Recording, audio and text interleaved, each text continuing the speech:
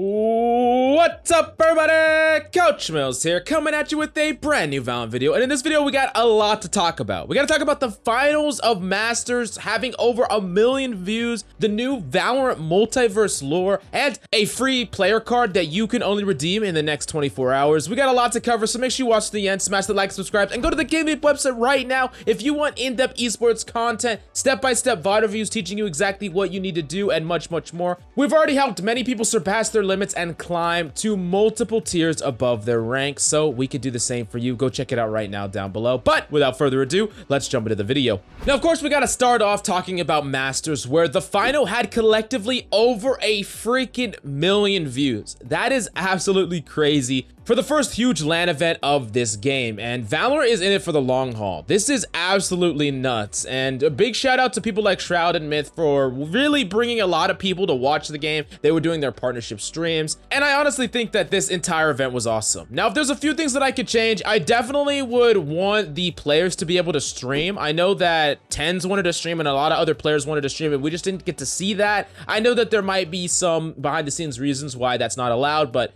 I personally would want that to be a thing because I think it'd be so cool to be able to watch all the players stream and play together when they're all together for the LAN event, and then maybe a little bit less matches or more condensed matches. Not entirely sure. It seemed really spread out throughout the week, and with the timing involved, not a lot of people got to catch all the games in between, and it was hard to watch every single freaking game that happened, if I'm being honest. But it looks like Valorant Esports is getting all the hype, and it is going to be something that we're going to be watching for many years to come. So at the very least, we got that to look forward to. Now, real quickly, let's break down the top 5 average combat score players of this tournament, with Tens racking it up with almost 300 average combat score. Scream just performing incredibly well, even though his most played character was Sage, all the way up there in average combat score. Of course, everyone knows how Dirk performed. He was freaking nuts throughout the entire tournament. Shazam actually being the second Sentinels player to be in the top 5. This is really nuts, and there's a lot more stats that we're going to be breaking down in future videos, so definitely stay tuned till then. Now, for all the Tens doubters out there, the people thought that he was gonna choke at LAN, he wasn't gonna perform very well, I'm pretty sure that he just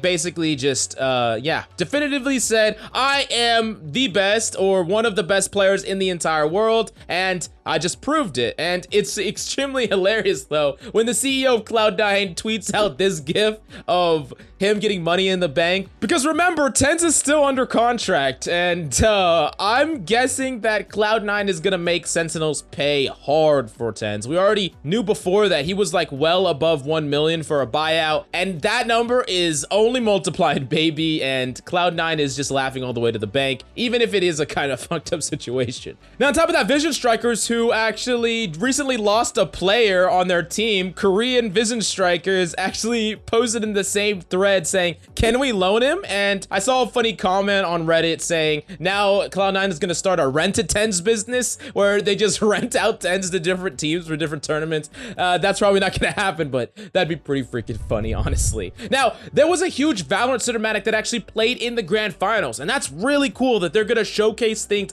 in the big tournament, and this cinematic looked absolutely awesome. I mean, Phoenix looked fire, we got to see Jet, Viper looked thick. Anyways, the freaking cinematic was awesome, but it actually broke down some of the lore of the universe. They're actually going in and explaining why there can be 2 sets of Phoenixes, 2 sets of Vipers, 2 sets of Jets going head to head against each other like we do in our games. They showed us 2 separate planets, like a planet that got split into 2, and what it kind of looks like is like the multiverse. It kind of makes me think of like superhero, you know, Marvel, DC, where it's like there's multi-universes, and it's like a mirrored universe between both sides, and both sides are like competing for resources or something like that. That's kind of what they're doing to explain, like, there's actually lore involved in one team having the exact same characters, and it's honestly pretty cool. I'm interested to see how it develops, to be honest. I'm not a big cinematic guy, but I do love it when my characters get some lore, get some backstory, get some personality, and if it's any indication with what Riot has done with League of Legends, I fully expect them to dig a lot into the lore, make tons of cinematics, maybe even make hit songs. I'm not even sure what they're gonna do,